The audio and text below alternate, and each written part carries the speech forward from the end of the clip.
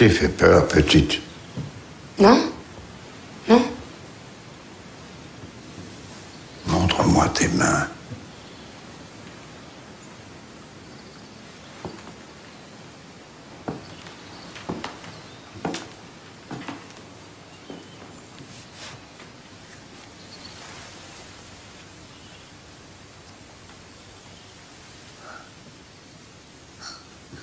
Comment tu t'appelles? André. André Huchling.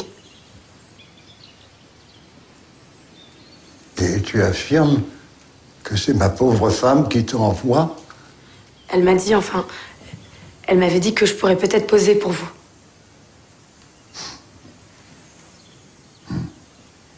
La fille de nulle part. Envoyée par une morte.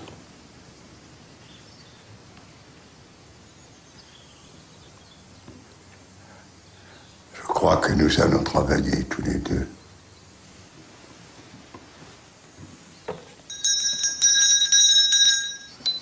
Vermillon.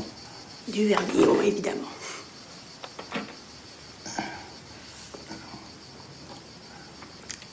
Voilà. Terre de Sienne. Je vous le mets là. Tout doucement, la boulangère. Juste une petite crotte.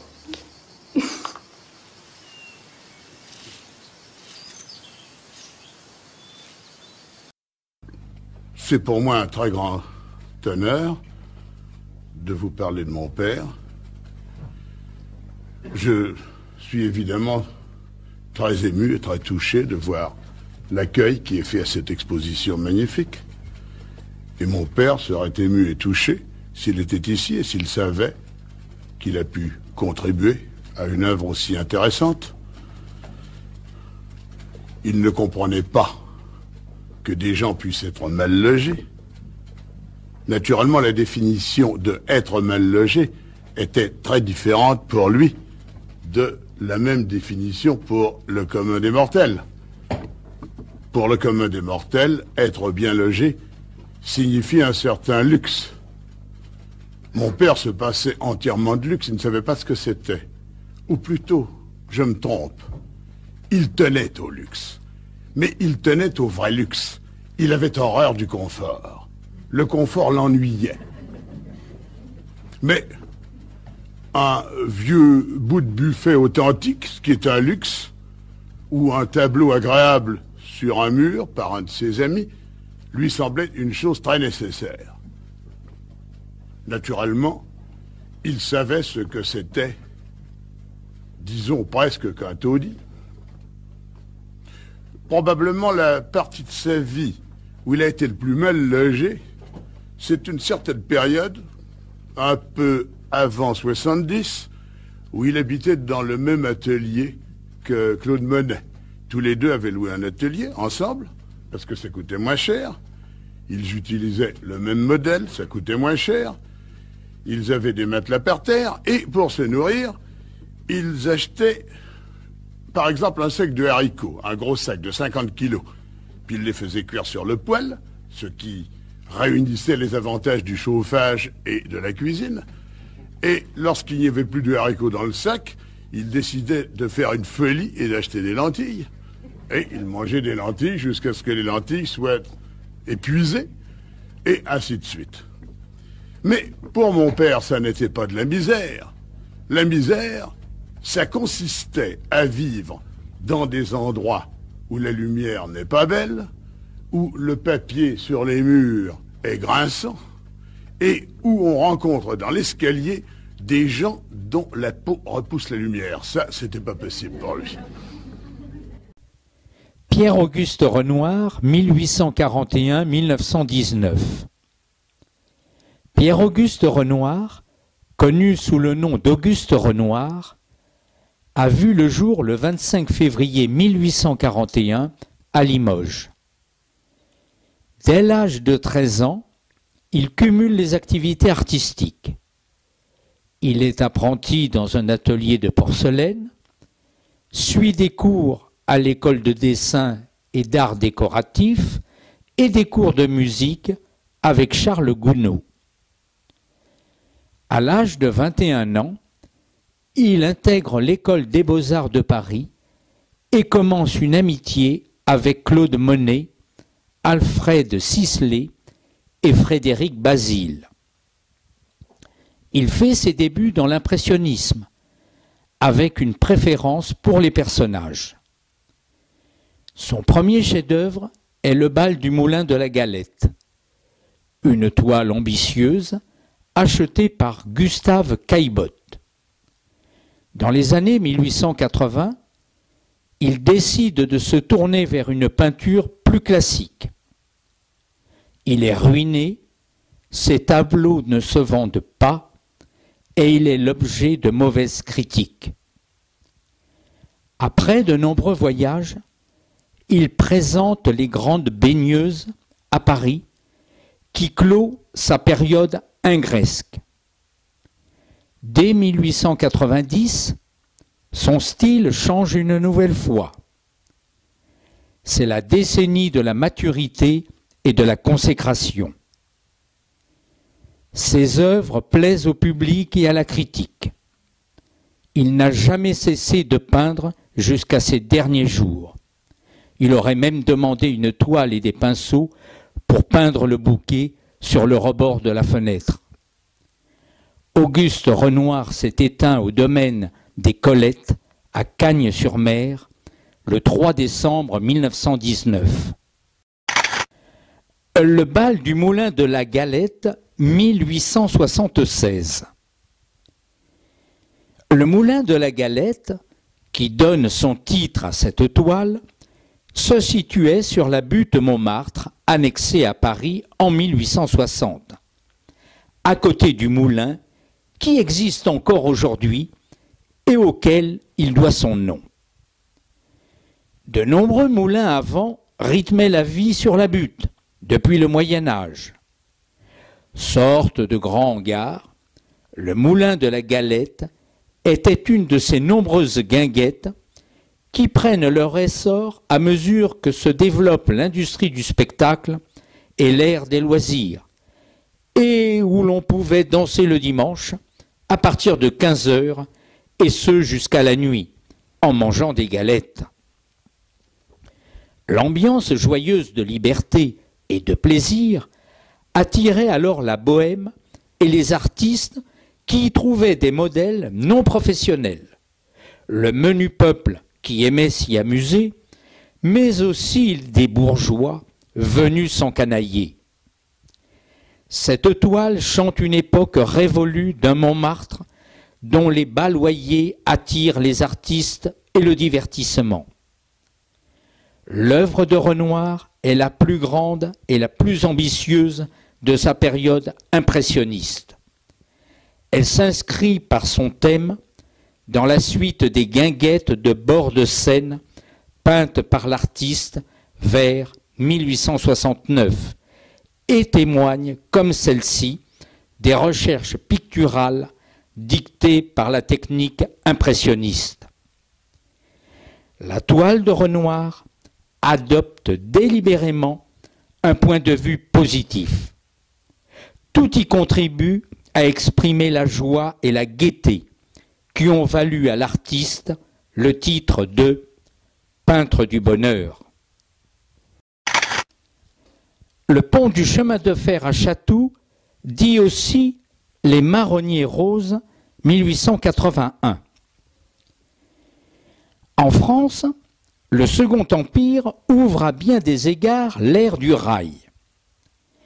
La révolution que le pays connaît dans les années 1850 et 1860 est due à l'initiative privée et à quelques capitalistes à la tête d'empires financiers, mais aussi à l'État, lequel accorde à ces derniers de nombreuses concessions nouvelles et des baux amphithéotiques de 99 ans. Autrefois divisé en réseaux minuscules et dispersés, le réseau ferroviaire français est partagé à partir de 1857 entre 6 grandes compagnies du Nord, de l'Est, de l'Ouest, du PLM, du Paris-Orléans et du Midi. Le XIXe siècle français voit donc la généralisation de constructions et d'équipements nouveaux. Gares, voies ferrées, ponts, viaducs s'immiscent dans le paysage urbain et rural. Les lignes exploitées, par exemple, atteignent en 1851 une longueur de 3000 km. Près de 20 ans plus tard, c'est 16 000 km de voies qui sillonnent le territoire français. La peinture reflète le développement de ces équipements d'une ère nouvelle, surtout aux alentours de Paris, d'où la pieuvre ferroviaire étend ses tentacules. Le pont du chemin de fer à Chatou, à demi caché par les marronniers, est en harmonie avec ce carré de nature fleurie. La toile de Renoir témoigne des changements qu'a subi l'espace français pendant la révolution ferroviaire. Celui-ci se dote de nouveaux équipements qui traversent les forêts, sillonnent les champs, enjambent les cours d'eau. Le chemin de fer a eu pour conséquence de décloisonner de nombreuses régions. La mobilité des citadins et des ruraux en était améliorée. Le rail a aussi eu un effet structurant, car les villes ont tendance à se développer le long des voies ferrées, dans une extension en doigt de gant. Pour autant, il s'est souvent accompagné de destruction. D'abord, il a sinon facilité, du moins accompagné l'exode rural. Par exemple, l'arrivée du chemin de fer fait perdre 2000 habitants à Poitiers. À la fin du XIXe siècle, plusieurs hommes politiques dénonceront le monstre de fer qui vide les campagnes de leurs fils et de leurs filles. D'autre part, la voie d'eau a vivement souffert de la concurrence des compagnies de chemin de fer.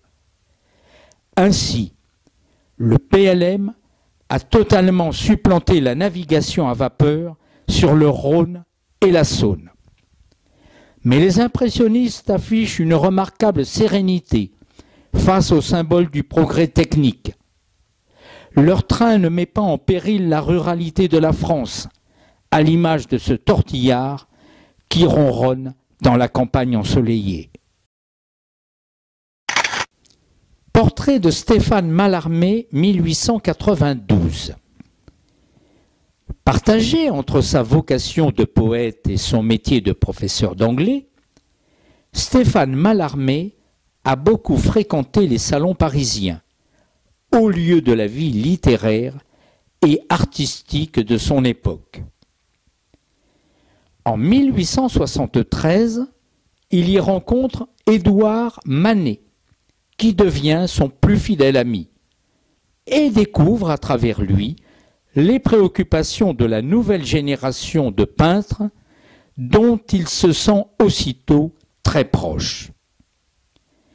Acquis à la cause de la modernité, Mallarmé devient même l'un de ses plus fervents défenseurs, en publiant des articles dans lesquels il exprime son admiration pour Manet et sa réflexion sur l'impressionnisme, qu'il considère alors comme le principal et l'authentique mouvement dans la peinture contemporaine. Pour le remercier de son précieux soutien, Manet puis Renoir ont illustré certains de ses poèmes et réalisé son portrait. Renoir, présenté à Mallarmé par Manet, devient lui aussi un proche du poète et réalise à son tour, 16 ans plus tard, un portrait toutefois bien moins célèbre. Choisissant un cadrage plus serré, il représente son ami qui, avec l'âge, a abandonné tous les attributs du poète dandy pour prendre l'apparence d'un bourgeois aisé. Costume, chemise blanche et lavalière. D'ailleurs, quand Renoir a donné ce portrait à Mallarmé, pour le remercier de ses démarches auprès du directeur des Beaux-Arts en vue de l'achat par l'État de l'une de ses œuvres, le poète lui a reproché justement de lui avoir donné l'air d'un financier cossu. Si la pose et la présentation du poète paraissent convenues, ce portrait n'est pas pour autant conventionnel. Le peintre ne cherche pas à reproduire le quotidien du poète, mais à explorer d'un regard intense l'univers de sa pensée, car la plus grande partie de l'existence moderne se passe à l'intérieur, selon Mallarmé. L'amitié de Mallarmé avec les peintres, Manet et Renoir, mais aussi Degas, Whistler et Gauguin, a contribué à sceller le dialogue entre la peinture et la poésie à la fin du XIXe siècle. Plus que des témoignages de la vénération des peintres pour le poète, ces portraits révèlent aussi leur aspiration commune vers un renouvellement profond de l'art. À l'image des peintres impressionnistes qui se sont affranchis des codes de la représentation traditionnelle pour peindre non la chose, mais l'effet qu'elle produit, Mallarmé a lui aussi bouleversé les règles poétiques en vigueur pour créer une poésie nouvelle, tout entière fondée sur l'allusion et la suggestion. Son dernier poème, Un coup de dé jamais n'abolira le hasard, en 1897, est l'aboutissement d'une recherche révolutionnaire dans l'histoire de la poésie. Danse à la campagne 1883. Au XIXe siècle, le bal fait partie, selon des modalités variées, des loisirs de toutes les couches de la population.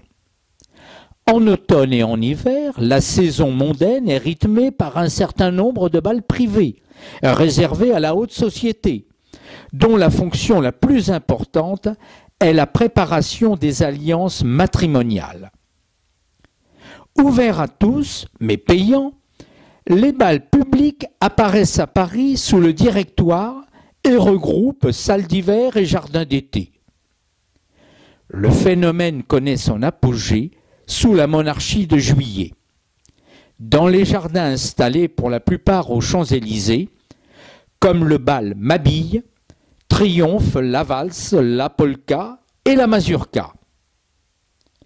La décadence des bals publics à partir du Second Empire est contemporaine de l'essor des guinguettes le long de la Seine et de la Marne. Alors que les anciennes guinguettes établies aux barrières de Paris disparaissent, des bourgades comme Charenton, Suresnes ou Chatou, avec la célèbre maison fournaise immortalisée par Renoir, accueillent dans leurs buvettes dansantes une clientèle parisienne venue goûter aux joies d'une nature plus ou moins factice. Dans ces lieux, bientôt appelés bal-musettes, apparaissent après 1900 de nouvelles danses importées de l'étranger. Boston, Machiche, Cakewalk. La danse s'impose ainsi comme un loisir pratiqué par tous.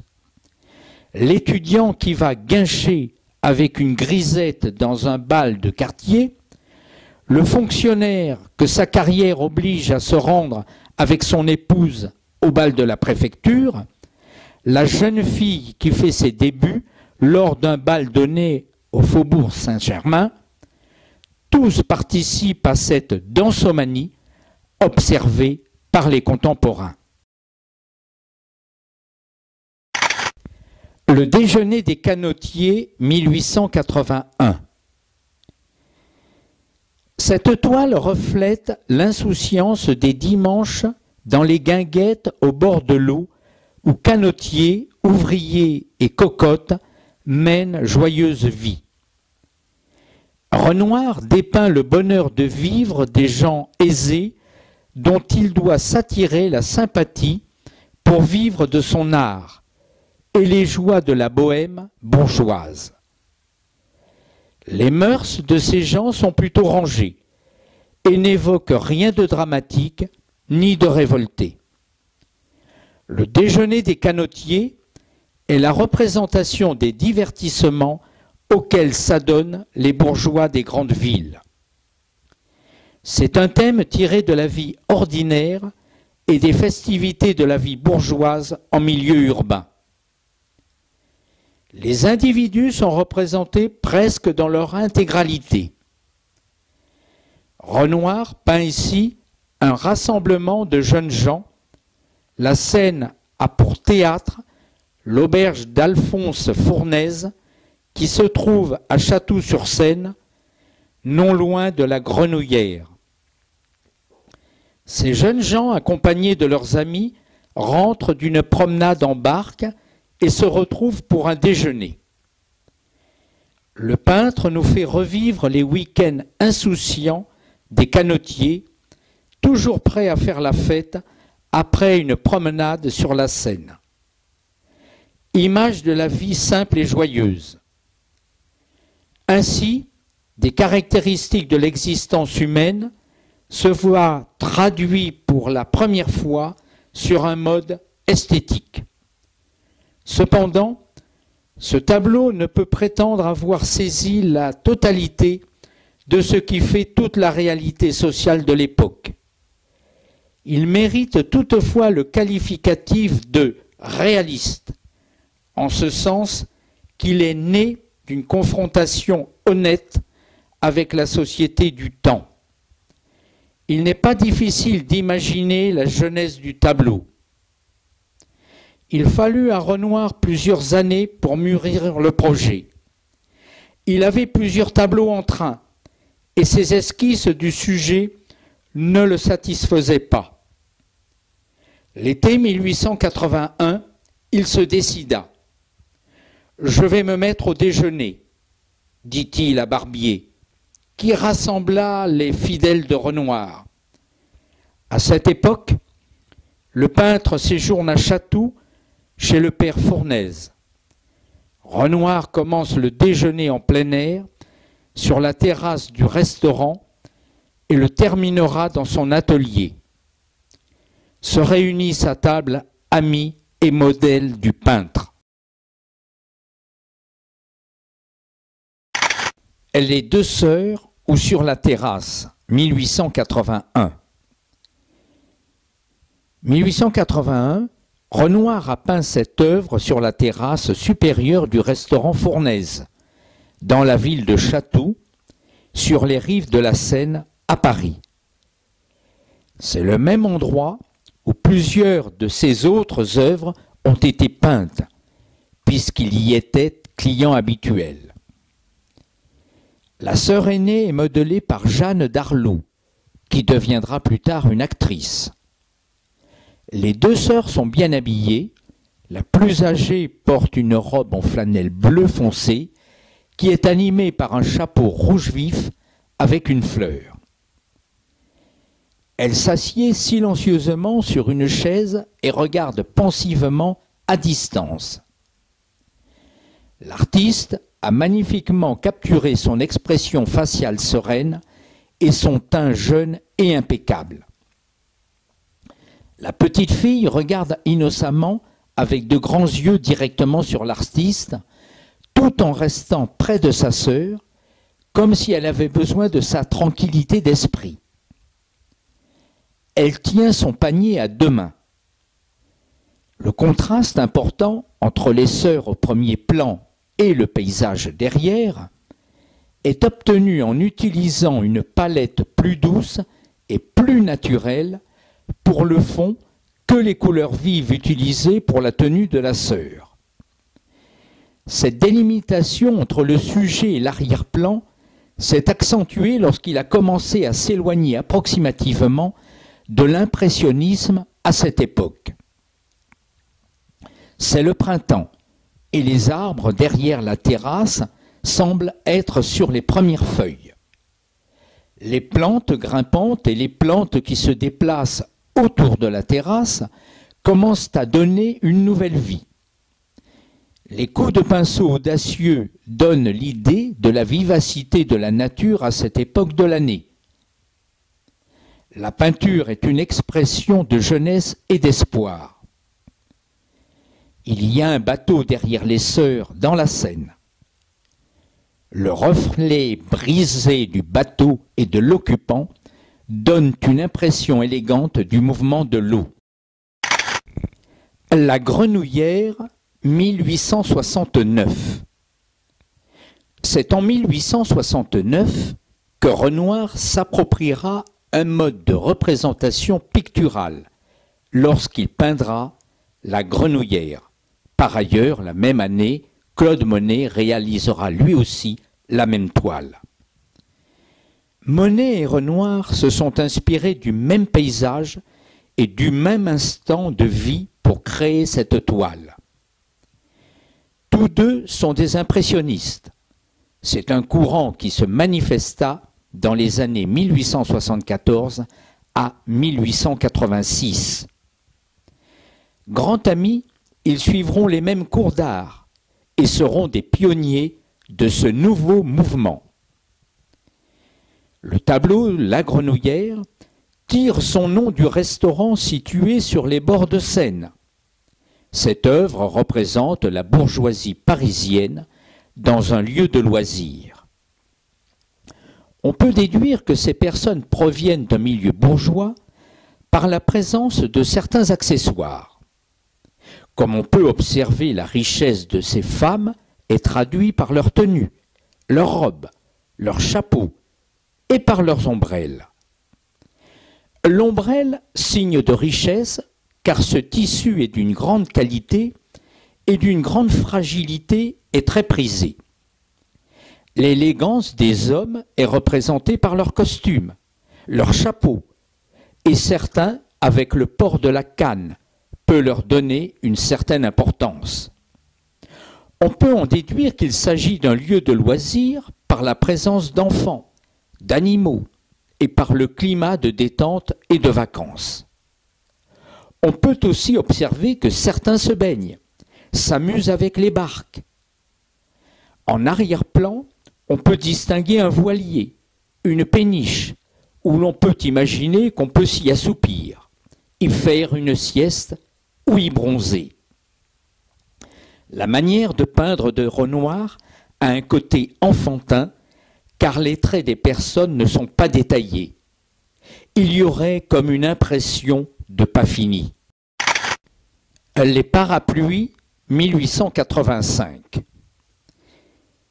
La célèbre toile des parapluies a été peinte par l'artiste en 1881-1886, après son retour d'Italie. L'impact des impressions italiennes peut expliquer les contours plus nets que d'habitude du représenté. Et tout le reste, c'est un travail typique de Renoir, un maître qui ne peut être confondu avec personne. Renoir a travaillé sur ce tableau pendant plusieurs années, juste au moment où des changements dramatiques s'étaient produits dans sa manière de composer. Il a commencé cette toile peu de temps avant de partir pour l'Italie, où il était en 1881-1882. mais le travail est resté au moins incomplet pendant 5 ans. Une étude détaillée des styles montre que les robes des femmes représentées sur le côté droit de l'image correspondent à la mode de 1881 et la robe de la femme de gauche correspond à la mode de 1886. Il existe également des différences dans la palette de couleurs de ces parties de l'image. Les figures des 2 filles debout sur le côté droit de l'image sont peintes avec des touches douces et aérées typiques de l'impressionnisme Renoir. Et les figures sur le côté gauche de la toile sont réalisées dans un style différent, plus spécifique, démontrant clairement l'influence que l'étude de l'art classique a eue sur l'artiste et l'art de la Renaissance qu'il a rencontré en Italie. Malgré ces différences, l'image semble très solide et est considérée comme l'une des œuvres les plus célèbres de Renoir. Concept original et rempli de détails vibrants. Cette image était la dernière grande toile sur laquelle Renoir représentait une scène de sa vie moderne. Après cela, il s'est tourné vers des sujets plus éternels. Danse à Bougival, 1883. Ce tableau d'Auguste Renoir a été peint entre 1882 et 1883. Renoir réalise ce tableau suite à un séjour en Italie où il côtoie le peintre Paul Cézanne et étudie les fresques de Pompéi de Raphaël. Ce séjour marque le passage à une nouvelle période picturale pour Renoir, après une crise. Vers 1883, il s'est fait comme une cassure dans mon œuvre. J'étais allé jusqu'au bout de l'impressionnisme et j'arrivais à cette constatation que je ne savais ni peindre ni dessiner. En un mot, j'étais dans une impasse. Renoir reste dans le mouvement impressionniste, mais il fait preuve de plus de discipline. Les traits sont plus marqués et les détails plus finis. Bougival, commune française du département des Yvelines, de nombreux peintres y ont séjourné comme Renoir, Manet, Sisley, par exemple. Ce lieu était un endroit festif et populaire, très apprécié des peintres impressionnistes. Ce tableau est considéré comme la première version préparatoire au célèbre tableau intitulé « Danse à la campagne ». Ce dernier est souvent associé à « Danse à la ville ». Ces 2 œuvres font partie des plus célèbres et des plus ambitieux de Renoir. Les modèles de ce tableau sont Suzanne Valadon, modèle à plusieurs reprises pour Renoir, et Paul Loth, un ami du peintre. Les Grandes Baigneuses, 1884. Cette grande peinture, que Renoir entreprit peu de temps après son retour d'Italie, marque une étape importante dans son œuvre.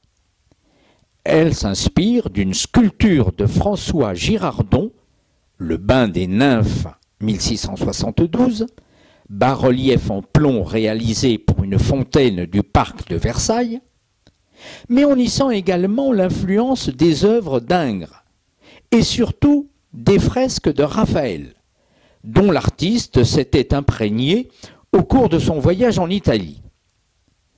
Ces 2 grands artistes vont désormais influer sur la façon de peindre et de dessiner de Renoir, qui va adopter une manière plus disciplinée et plus classique.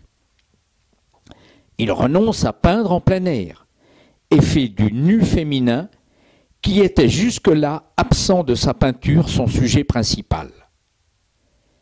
À cette époque, Renoir commençait à s'écarter de l'impressionnisme et traversait une période de doute. Avant de se décider à exposer les Grandes Baigneuses, Renoir y travaillera 3 années entières. C'est le temps le plus long qu'il consacra à l'une de ses toiles. Au cours de cette période, il réalisa de nombreuses études préparatoires à la mine de plomb, à l'encre, à la craie ou à l'aquarelle. La toile fut exposée à l'exposition internationale de 1887 qui se tint dans la prestigieuse galerie de Georges Petit, un des marchands d'art les plus en vue de l'époque, avec Paul Durand-Ruel. Renoir était inquiet et se demandait quel accueil le public allait réserver à son nouveau style. Lors de cette exposition, il donna un sous-titre à sa toile, « Essai de peinture décorative ». Mais cette œuvre magistrale fut diversement appréciée. Si Claude Monet, qui parla du superbe tableau des baigneuses, ou l'écrivain Marcel Proust, qui le trouva l'un des plus beaux de Renoir, apprécièrent l'œuvre, celle-ci reçut par ailleurs tellement de critiques négatives que Renoir décida de mettre fin à la période ingresque. Les baigneuses 1919. Ce tableau est emblématique des recherches menées par Renoir à la fin de sa vie. À partir de 1910, l'artiste revient à l'un de ses sujets de prédilection, des nus en plein air, auxquels il consacre de grands tableaux. Renoir y célèbre une nature atemporelle, de laquelle toute référence au monde contemporain est bannie. Les baigneuses peut ainsi être considérée comme le testament pictural de Renoir qui meurt en décembre 1919. Les deux modèles allongés au premier plan et les trois baigneuses jouant au fond de la composition ont posé dans le grand jardin planté d'oliviers des Colettes, la propriété du peintre à Cagnes-sur-Mer, dans le sud de la France. Le paysage méditerranéen renvoie à la tradition classique de l'Italie et de la Grèce, lorsque la terre était le paradis des dieux. Voilà ce que je veux peindre, ajoutait Renoir. Cette vision idyllique est marquée par la sensualité des modèles, la richesse des coloris et la plénitude des formes. Les baigneuses doivent beaucoup aux nus de Titien et de Rubens, tant admirés par Renoir. Elles traduisent un plaisir de peindre que n'ont pas vaincu la maladie et les souffrances endurées par le peintre à la fin de sa vie. Jeune fille au piano, 1892. Jeune fille au piano est un tableau d'Auguste Renoir réalisé en 1892 pendant sa période dite nacrée, 1890-1897. Le tableau représente une scène familiale. Deux jeunes filles jouant du piano. Les deux jeunes filles ont déjà le corps charnel des femmes que Renoir aimait peindre. Cette toile n'est plus du pur impressionnisme, mais on y retrouve plus les traits de pinceau précis de la période sèche ou ingresque. Les vêtements des filles n'ont pas été embellis, d'où le caractère plus réel de la toile. Renoir exprime, au travers de sa peinture, cet amour de la femme et de la jeunesse qui lui est particulière. Il disait d'ailleurs que les modèles étaient essentiels à son inspiration. Je ne pourrais me passer d'un modèle, même si je le regarde à peine, il m'est indispensable pour me beurrer les yeux. J'adore peindre une gorge, les plis d'un ventre. Je ne pelote qu'ainsi. Sa manière de peindre les chevelures, les robes, les carnations nacrées et pleines de vie des jeunes femmes traduit son affection pour les modèles. Ici, abandonnant le style linéaire, le peintre adopte une facture plus souple et onctueuse avec plus de fluidité et des effets de transparence. Cette évolution de Renoir, qui approche la cinquantaine, est aussi due au fait suivant, d'après André Lotte. Il s'aperçut en effet, à cette époque, que ses œuvres de jeunesse se craquelaient et que les tons s'altéraient. Il surveilla donc ces mélanges, qu'il réduisit, comme Rubens, au minimum, et se contenta d'une couche mince et unique. Cette œuvre a été réalisée de 5 ou 6 manières différentes, car Renoir savait que l'État français souhaitait faire un achat. C'est grâce à Jeune fille au piano que le peintre est enfin reconnu. Danse à la ville, 1883. Danse à la ville est une peinture réalisée en 1883 par Pierre-Auguste Renoir.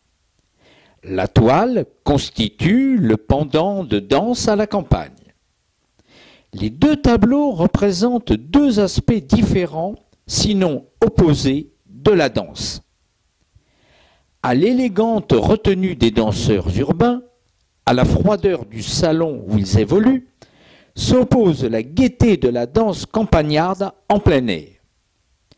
Le modèle masculin de ce tableau est Paul-Auguste Lotte, alors que la femme est Suzanne Valadon, qui, à l'époque à laquelle elle a posé, est enceinte d'un fils, le futur peintre Maurice Utrillo. La position des personnages dévoile qu'ils sont en train de danser une valse, l'unique danse de l'époque où les couples pouvaient danser collés. L'œuvre à taille naturelle reflète l'élégance et la distinction. La jeune danseuse symbolise le raffinement de la mode parisienne de l'époque. La loge 1874. Quel magnifique double portrait, pourtant, qui représente une élégante, peut-être une cocotte, et un homme, tous 2 installés dans une loge de théâtre. Ce divertissement était très à la mode dans la seconde moitié du XIXe siècle et offrait une occasion au beau monde de se montrer et de se rencontrer. Pour réaliser cette scène, Renoir a fait poser son frère, Edmond, et Nini, parfois cruellement surnommée Gueule dorée, un modèle montmartrois que le peintre affectionnera. C'est la première fois qu'elle apparaîtra dans l'un de ses tableaux. Le point de vue adopté est purement fantaisiste, car le spectateur se trouve comme de plain-pied avec la loge. Pourtant, en hauteur, puisqu'il s'agit d'un balcon, le bord de la balustrade est bien visible au premier plan. Le peintre joue aussi des oppositions entre les 2 personnages. La jeune femme, très jolie et élégamment vêtue d'une robe blanche à rayures noires, pose pour être admirée. C'est elle l'objet de tous les regards, au cœur de l'attention de la société du théâtre. Son compagnon, quant à lui, a porté ses jumelles au visage, car il doit être occupé à observer d'autres élégantes dans l'assistance ou les danseuses sur scène. Hypocrisie des mœurs? Renoir semble se moquer de ce manège social. L'impressionnisme, en tout cas, témoigne qu'il est un très grand portraitiste, inscrit dans la tradition des peintres du XVIIIe siècle français qu'il admirait. Tout dans le teint et le vêtement apparaît évanescent et subtil, comme les roses que la jeune femme porte dans les cheveux et au corsage. C'est l'un des tableaux historiques de l'impressionnisme présenté dans la célèbre exposition parisienne de 1874, qui donna son nom au mouvement. En novembre de la même année, la toile fut présentée au public londonien par Paul Durand-Ruel, mais ne trouva pas preneur. Le Pont-Neuf, 1872. 1872. Le tableau montre le Pont-Neuf à Paris avec une prise de vue suggestive d'en haut, l'un des plus vieux ponts de la ville, baignée par le soleil éblouissant d'un matin d'été. Renoir utilise la couleur avec audace, sans aucune hésitation. Bien qu'il ne soit pas encore pleinement impressionniste, sa main est reconnaissable au premier coup d'œil. Les personnages sont dessinés de quelques coups de pinceau rapides. Les visages et les vêtements deviennent de purs points de lumière et de couleur, et l'atmosphère générale prend une agréable teinte bleutée. Comme dans toutes les œuvres de cette période, la peinture de Renoir s'affranchit du dessin et s'appuie sur la technique de la couleur locale, qui se déploie librement par points. La couleur, avec la lumière, devient le protagoniste de la toile. Les bleus, en particulier, devaient sembler à l'époque presque bruts, voire sans scrupules. Tout est lumineux et vibre dans la chaleur du jour, mais on comprend que l'ombre est toujours délicieusement fraîche. La scène a un air de vivacité joyeuse, et les gens semblent joyeux d'être dans une telle splendeur. Dans l'œuvre, il y a un détail naïf et assez curieux. Il s'agit de l'homme au chapeau de paille et à la canne. Renoir expliqua que c'était son frère cadet Edmond, à qui il avait confié la tâche de ralentir les piétons, peut-être simplement en leur demandant quelques renseignements afin de leur permettre de les représenter plus facilement sur la toile.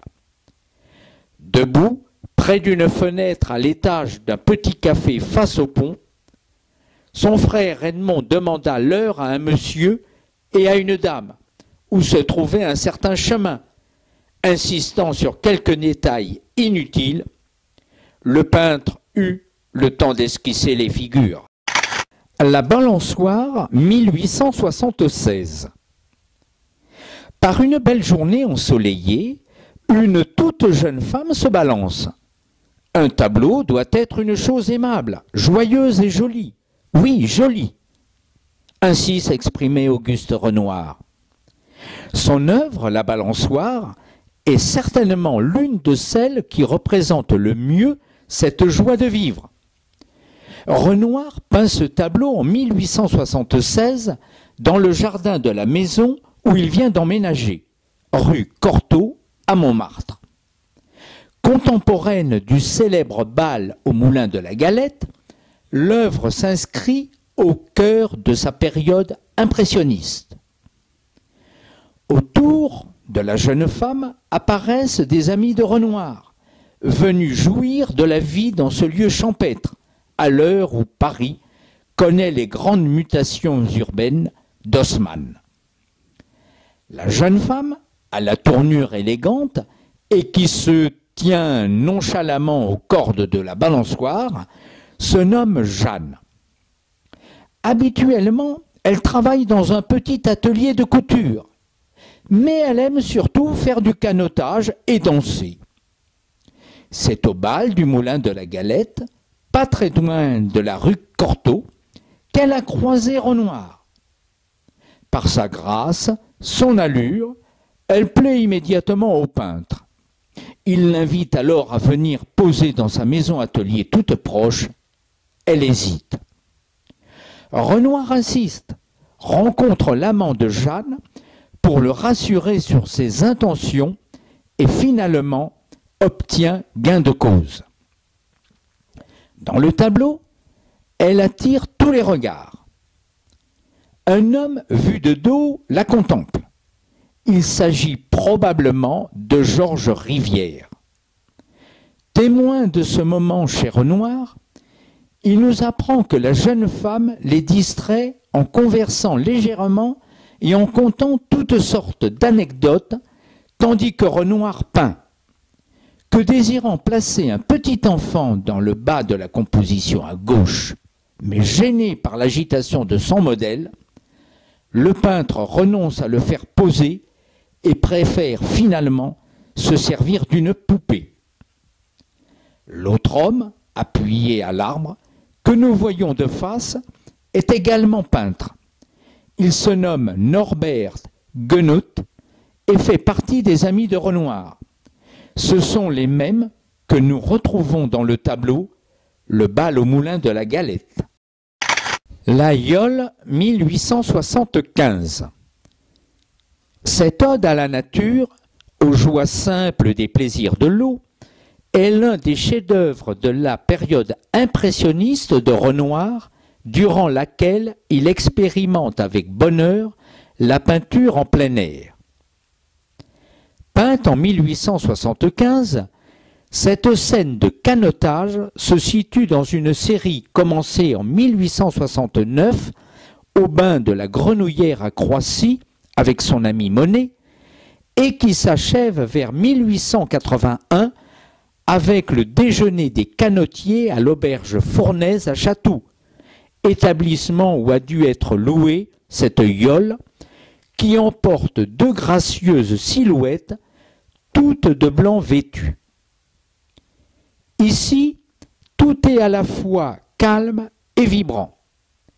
Les couleurs contrastées de l'eau et de l'esquif, bleu et orangé, les touches brossant autant de vaguelettes, et surtout les reflets qui sans cesse recomposent les éléments sans les figer, composent une symphonie colorée et une sublime étude de reflets, véritable exaltation physique et sensible de la lumière par l'emploi de pigments de couleur pure. Le tableau est brièvement recomposé dans Partie de campagne en 1936 de Jean Renoir et sert d'emblème à l'héroïne de Thé et sympathie en 1956 de Vicente Minelli. En été, la Bohémienne 1868.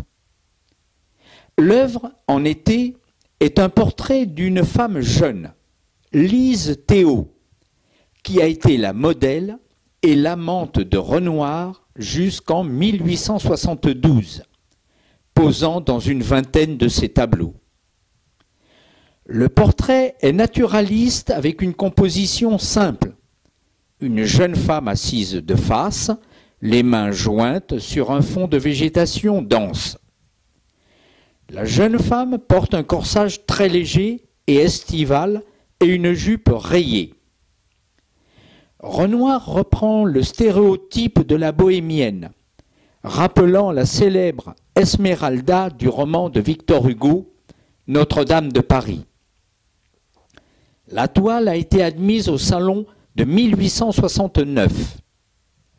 En 1864, Renoir déjà avait peint une œuvre sur ce thème, intitulée « Esmeralda dansant avec sa chèvre ».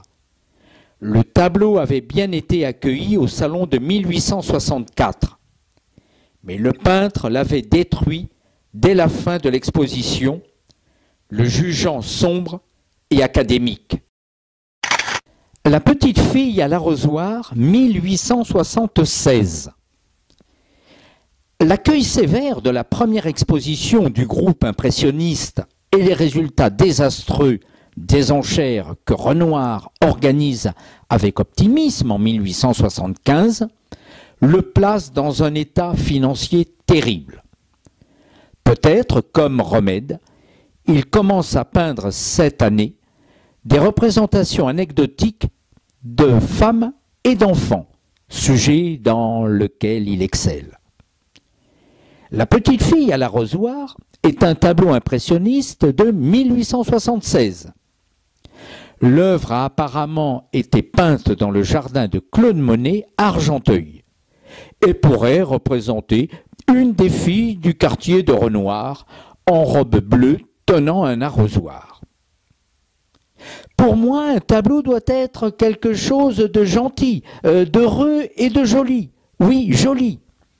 Il y a déjà dans la vie suffisamment de choses gênantes pour que nous n'en fabriquions davantage. Cette phrase de Renoir reproduit à la perfection son style et sa philosophie visibles dans cet excellent portrait d'enfant. Renoir sera un grand spécialiste des portraits d'enfants.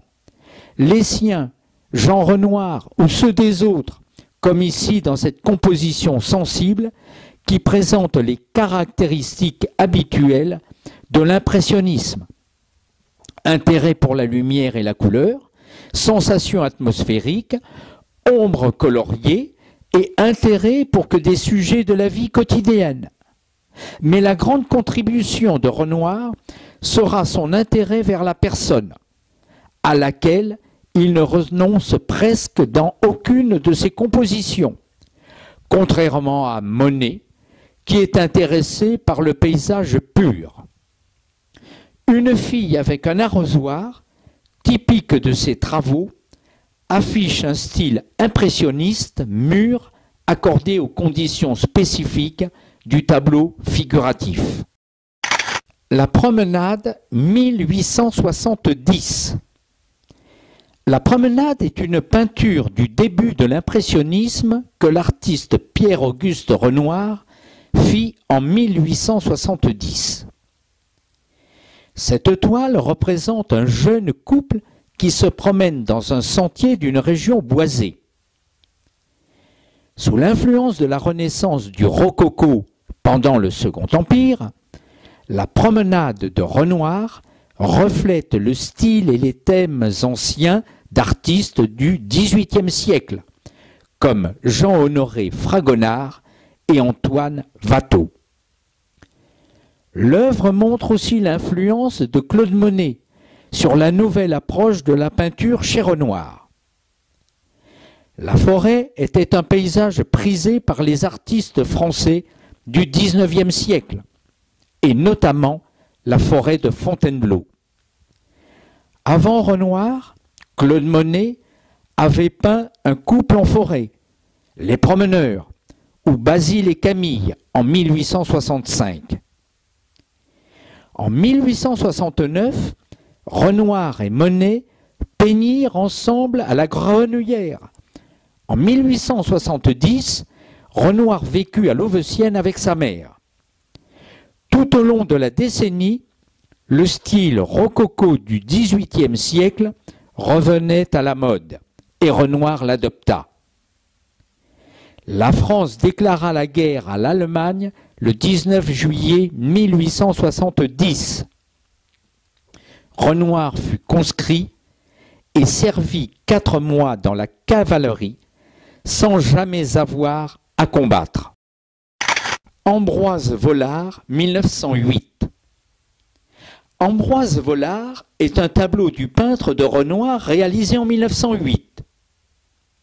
Cette huile sur toile est un portrait d'Ambroise Vollard, le marchand d'art responsable de l'artiste, alors qu'il observe une statuette d'Aristide Maillol. Vollard est ici présenté sous des traits quelque peu idéalisés. C'était un homme gros, souvent moqué pour sa calvitie et son nez bulbeux. Fruits du Midi, 1881. Cette nature morte est à la fois semblable et différente de ce que l'on attend de Renoir. C'est plein de surprises.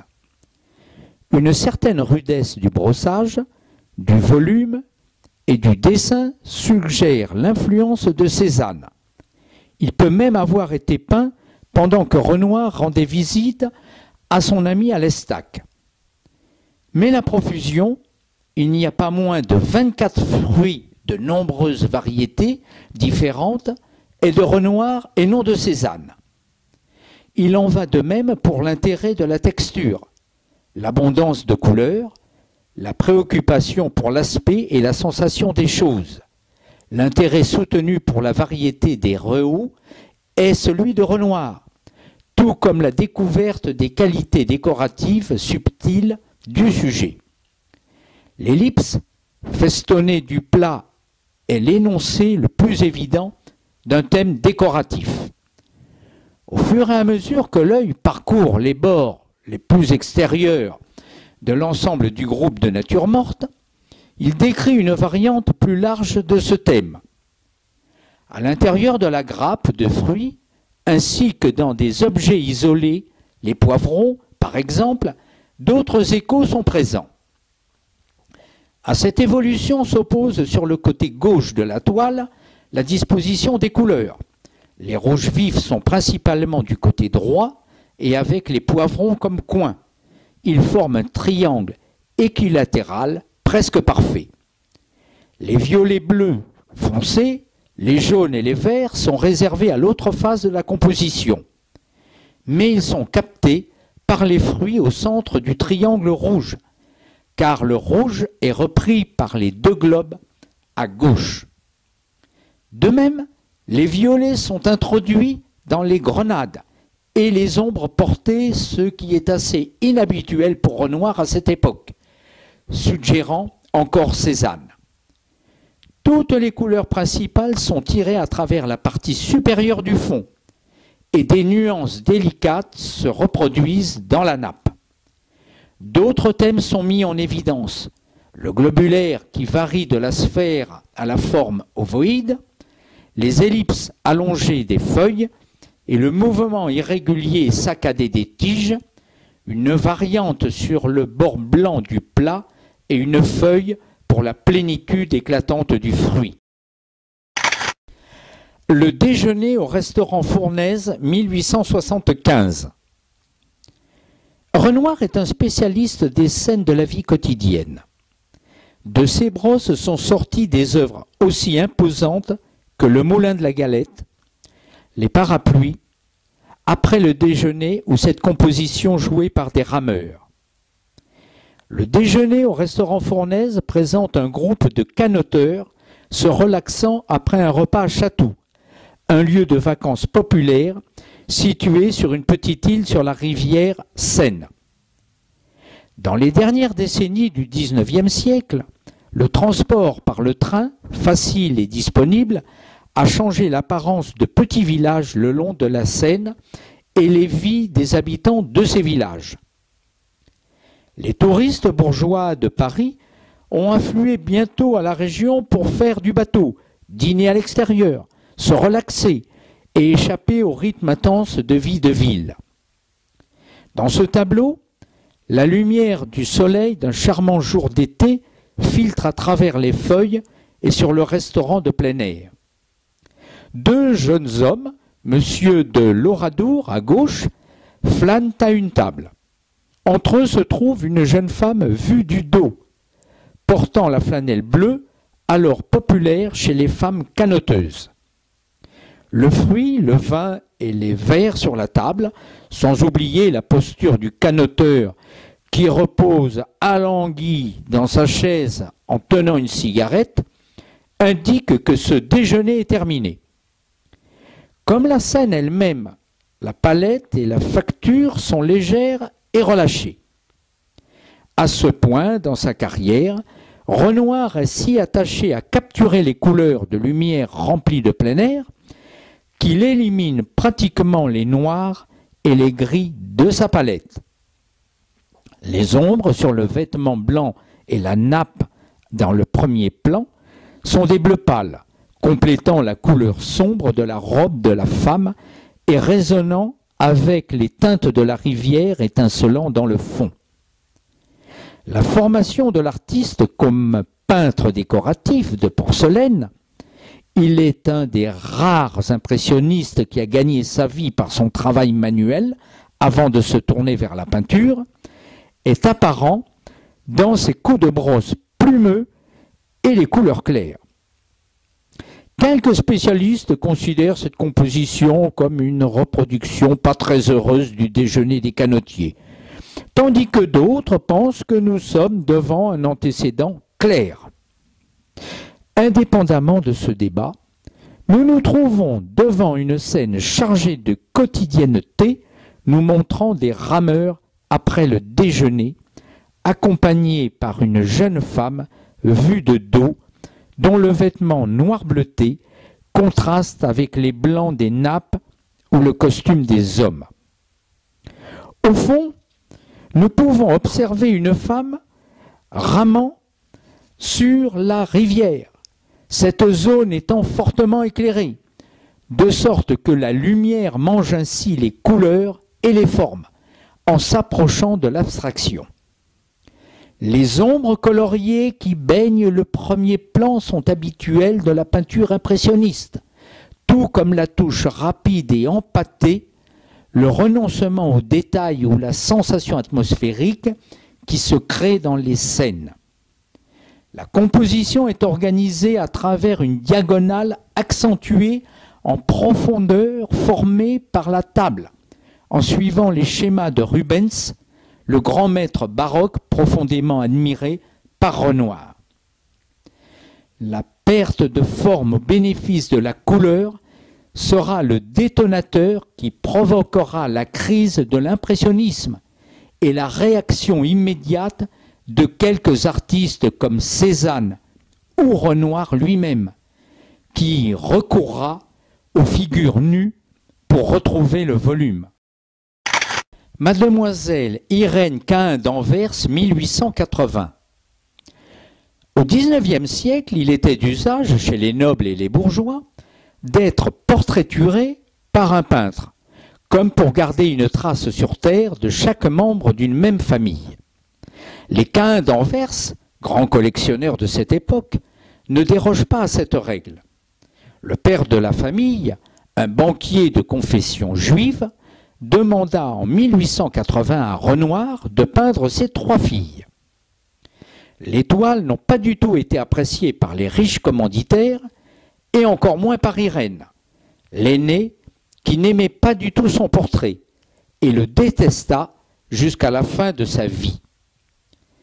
Comble du mépris pour l'artiste, l'œuvre fut accrochée dans les communs de la demeure et finit même dans un placard. Pourtant, elle est aujourd'hui reconnue comme véritable chef-d'œuvre. Renoir a su parfaitement traduire avec délicatesse la rêverie de la jeune fille au regard candide, à la longue chevelure rousse et aux mains sagement posées sur ses genoux. Aucun tableau ne fut plus méprisé par son modèle. Et ce n'est que le début de son histoire rocambolesque. En 1891, Irène se maria avec Moïse de Camondo, duquel elle divorça en 1897, avant de se convertir au catholicisme en épousant le comte Charles Sampieri. Il faut attendre 1910 pour que l'œuvre sorte enfin du placard et soit offerte à Béatrice, la fille de Moïse et Irène, par sa grand-mère maternelle. Lorsque la Seconde Guerre mondiale éclata, les nazis raflèrent toute la famille et toute leur collection. Mais Irène, devenue catholique, n'a pas été inquiétée. Son portrait est confisqué par Göring, un nazi notoire, qui le céda quelque temps plus tard à Emil Georg Bürl, un riche Suisse d'origine allemande, pourvoyeur d'armes lourdes pour la Wehrmacht et connu pour avoir acquis plusieurs œuvres de juifs de façon douteuse. Léon Reinhardt, l'époux de Béatrice de Camondo, tenta en vain de récupérer le tableau, et on peut même penser que cela a précipité sa déportation à Auschwitz. À la Libération en 1946, Irène, toujours vivante, se rend à l'exposition chef-d'œuvre des collections françaises retrouvées en Allemagne. Elle y découvrit avec stupéfaction son portrait et voulut le récupérer en tant qu'héritière de sa fille décédée dans les camps de concentration. Mais elle se rendit vite compte qu'elle le détestait toujours autant. En 1949, elle décida de le revendre et ce fut Emil Georg Bürl qui l'acheta, cette fois en toute légalité.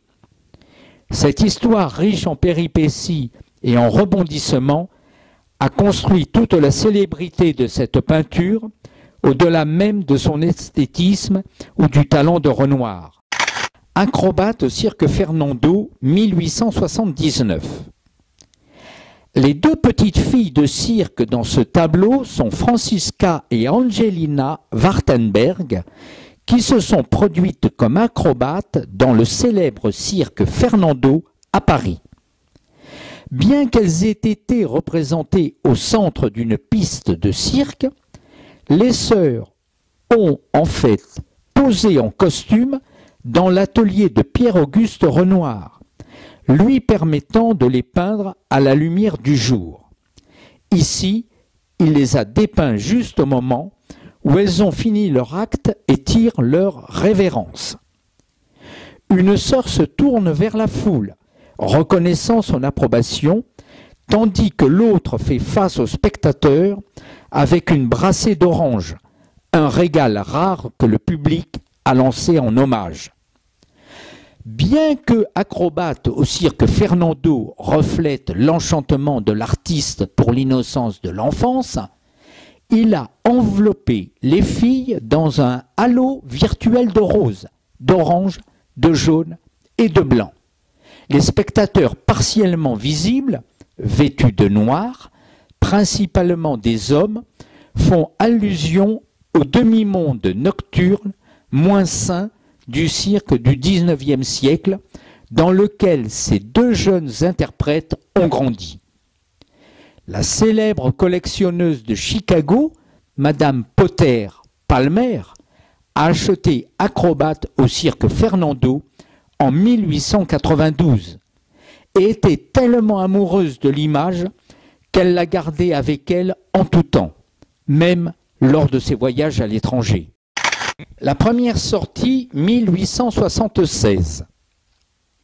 Première sortie est typique de l'art de Renoir, lorsque l'impressionnisme connaît sa période la plus féconde.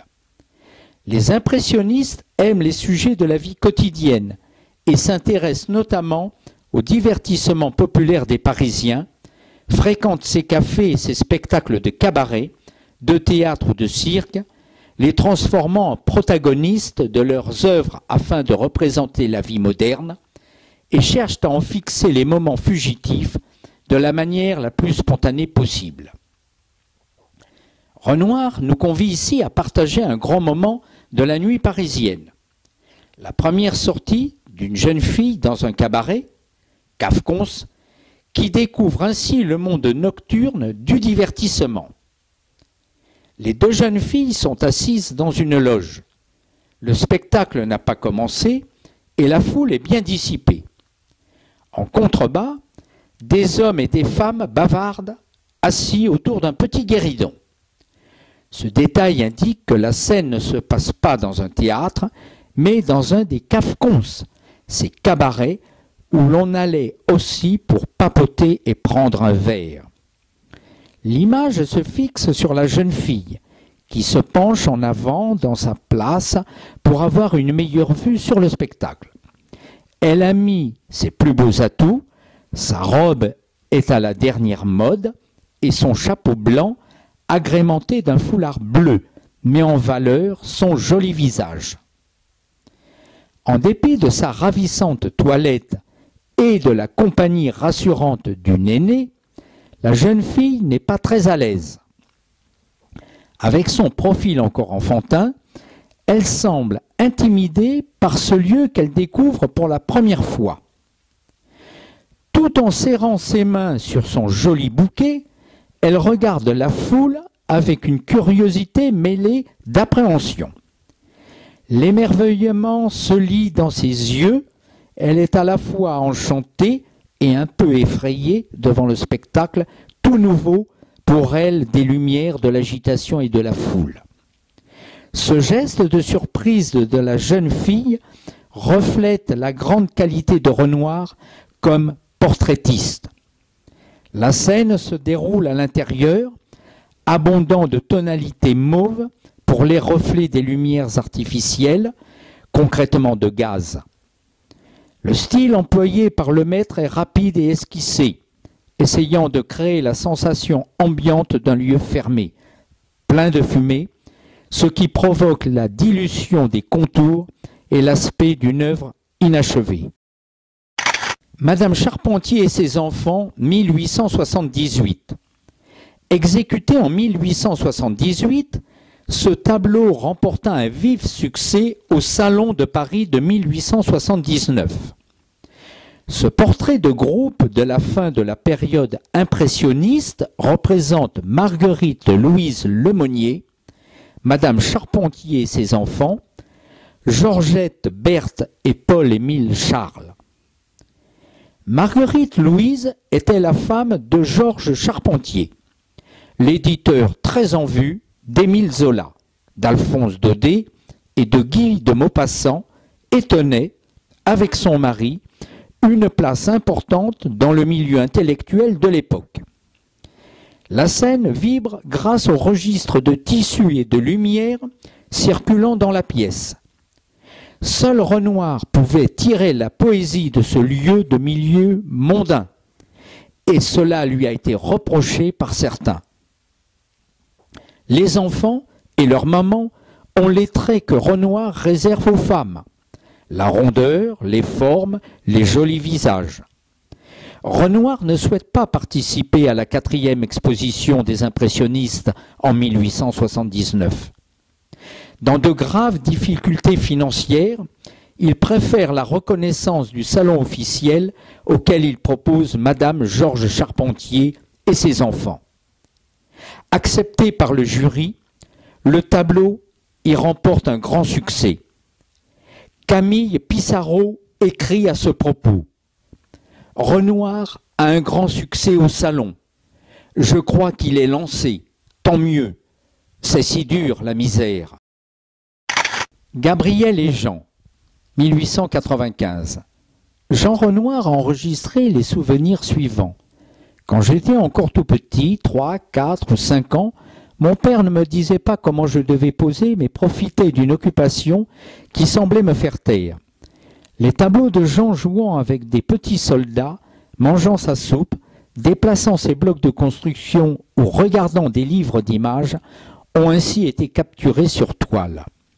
Renoir était un père attentif et il composa avec joie ce qui s'apparente à un véritable album de famille, enregistrant l'enfance de ses fils, seuls ou avec leur mère, ou encore avec l'une des servantes, le plus souvent la fidèle Gabrielle.